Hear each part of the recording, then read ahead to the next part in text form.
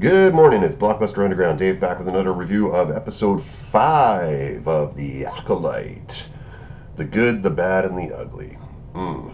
So, this episode comes on the tails of that massive edge of your seat cliffhanger where the Sith guy showed up and went whoosh and pushed everybody. So, episode starts, May Osha, whatever, soap company girl. Osha wakes up after getting force pushed into the tree and comes to, and there's a dead Jedi at her feet. One of the red shirt guys, not anyone important. So she comes to, looks around, and sees this fight going on in the background, in the distance, lightsabers swinging back and forth through the trees. Looks like the freaking fight's on like 3 times speed. Not sure what's going on with the choreography. They were boasting that this was the best lightsaber battle ever filmed for Star Wars, better than a Darth Maul Qui-Gon Obi-Wan fight in 1, better than Anakin against Obi-Wan in 3. I mean, the Sith guy basically, something to do with his helmet, it short circuits their lightsabers. Like, what? When the fuck did this happen? So he's beating the shit out of the Jedi, killing all the red shirt guys. It's basically Saul, the only 3 that really we only care about. Or do we care about them? Squid Game, Yord, and X-23. The other ones are just red shirts. Um, so they're fighting, and then at one point, the Sith guy grabs Osha and has a lightsaber to her head and takes off his mask. And oh, big surprise! It's Discount Ezra Miller. That was hard to see. Not like it was telegraphed from episode 1 onward. But so yeah, he's the Sith. He actually refers to himself as Sith. He says, "I don't have a name, but I'm Sith." And basically, he wants the Jedi to fuck off and leave him alone so he can train in the Force. And he wants to get an apprentice. And that's basically, I guess, where the Sith 2 rule comes from. I mean, are we retconning the fucking lore again? Makes even less sense of Ki-Adi-Mundi now that this guy's actually said, "I'm a Sith," compared to Ki-Adi-Mundi in episode 1 saying, "The Sith have been extinct for more than a millennia."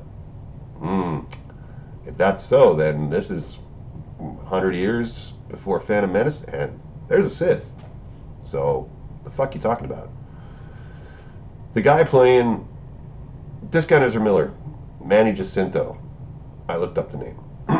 He's actually the best part of this fucking episode. He is acting circles around the rest of them. The fight keeps going on.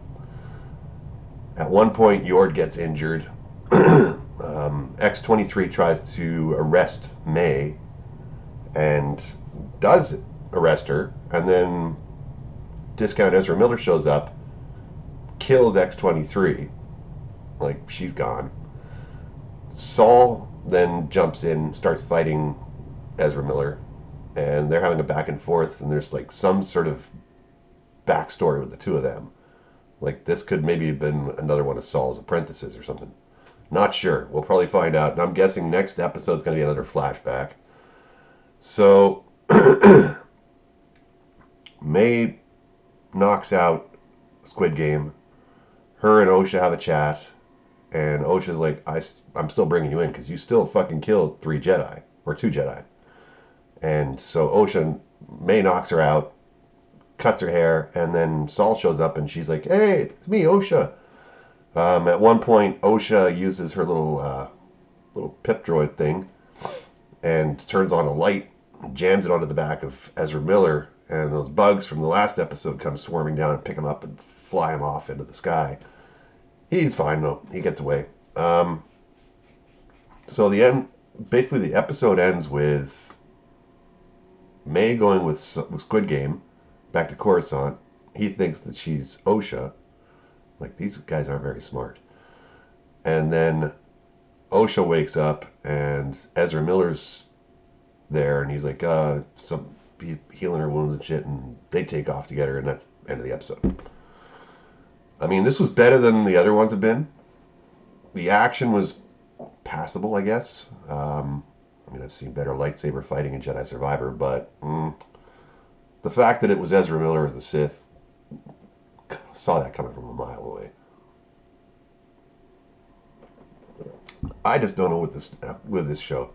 The writing's pretty bad. Acting's not great. Story is meh. There's not really any investment in any of the characters.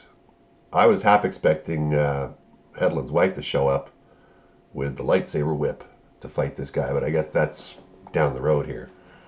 Yeah, but overall, not probably of the five, this is the best one they've done yet, which isn't saying much because with a 13% Rotten Tomatoes score.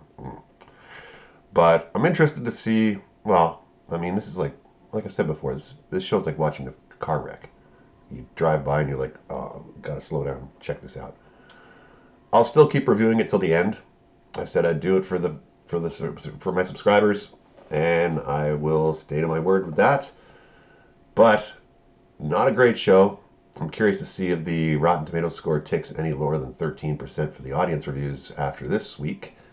We'll see. It maybe might creep up to 14 because, I mean, it was an okay episode.